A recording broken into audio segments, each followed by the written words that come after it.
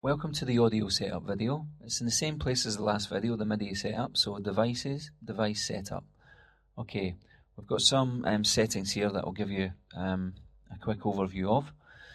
Now, whether you're on a Mac or a PC, you should always try and select the ASIO drivers for your sound card. So ASIO Fireface in my case.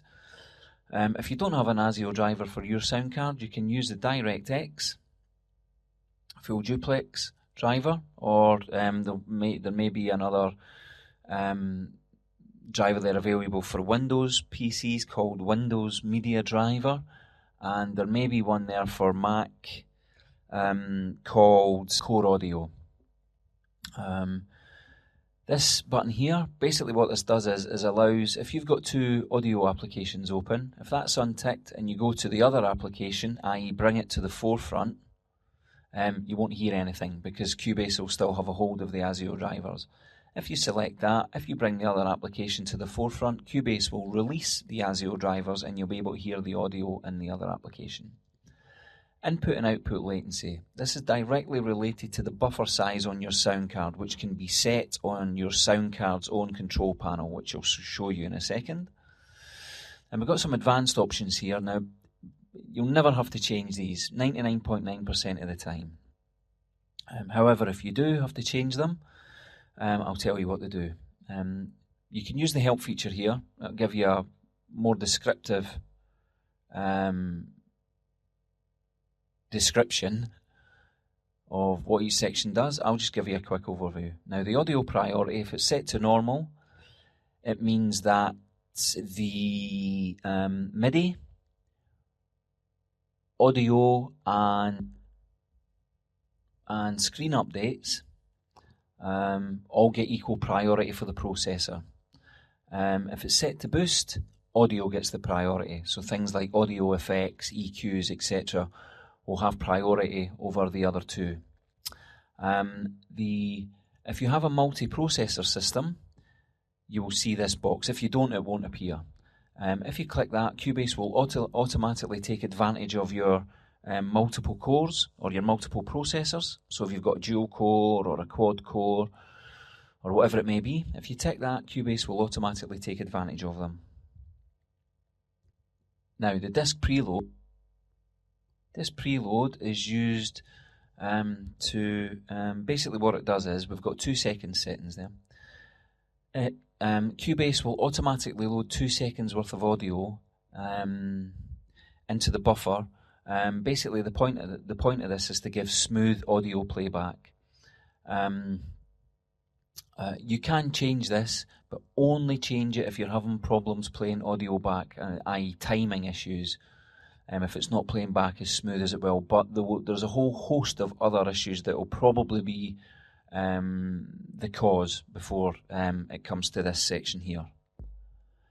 If you deselect adjust for record latency, what you're actually doing is turning off or instructing Cubase to bypass its plug-in delay compensation feature, and it will then use what you set here. Now, if you have for some reason an abnormally high output latency, which means that every time you record audio, it's either being recorded too late or too soon, these two features here you can adjust to compensate for that. Now, I prefer, as I say, I leave this like this all the time, but if you untick that and then you use this, so say you set that to 2 samples, every time you record audio now, it will automatically put it 2 samples forward or 2 samples back in time, depending on whether you use a plus or a minus setting.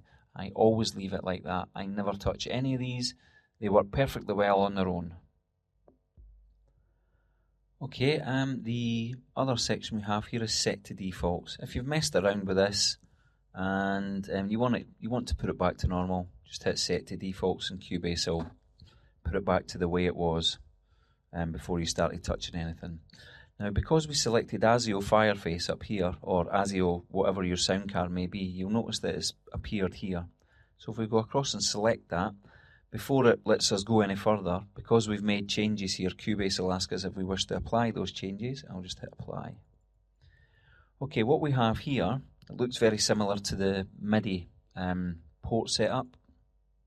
Again, everything's color-coded, inputs in yellow, outputs in blue. Here, what we can do is tell Cubase what inputs and outputs that we want to be active. So now, if you've got, for instance, I don't use my SPDIF or my ADAT a lot of the time, so I just deactivate, well, not deactivate, I just make them invisible. I don't want to see those when I'm sorting out inputs and outputs. Same with my outputs, I've just turned them all off. So if you've got multiple inputs and outputs that you don't use, just turn them off. It just tidies things up a bit and it'll give you less of a headache. You'll notice that 1 and 2 are always set to active. The state actually shows you which are active at this moment in the current setup, if you like. It's like this all the time, simply because that's your master ins and outs. You can reset by doing that, and it'll probably tick every box. Again, there's another help feature here. Also, we've got the direct monitoring here, which I explained. Sorry, I didn't explain it in the last video. Basically what this is, if you've got an input and an output latency that's above 6 milliseconds, you may need to use direct monitoring. The reason for that is above 6 milliseconds, our ears can pick it up pretty easily. However, generally, I've found up to kind of 12 milliseconds, it's not really that discernible. But what you've also got here is the control panel for your sound card. Now this is directly related to your sound card, so it'll probably look different than mine unless you've got a Fireface card. Now if you hit that, the actual sound card settings comes up. This is where you can set your latency or the buffer size. So if I select 128 samples, you notice the latency changed here. If I set, so we'll just pop that back to 256. And you can also set other stuff, but again, this is directly related to my card. Yours will probably be different. So we OK that. And also you have a clock source here. Now if I, okay, the reason it's greyed out, or the reason I can't get it, is due to the fact that that's all that's available to me on this system at this moment. If you have other digital devices attached to your systems, you will get different options in the clock source. But at the moment, because I can only see the settings of my sound card, that's all that's available. Okay, I think that's it. So that's your audio system setup.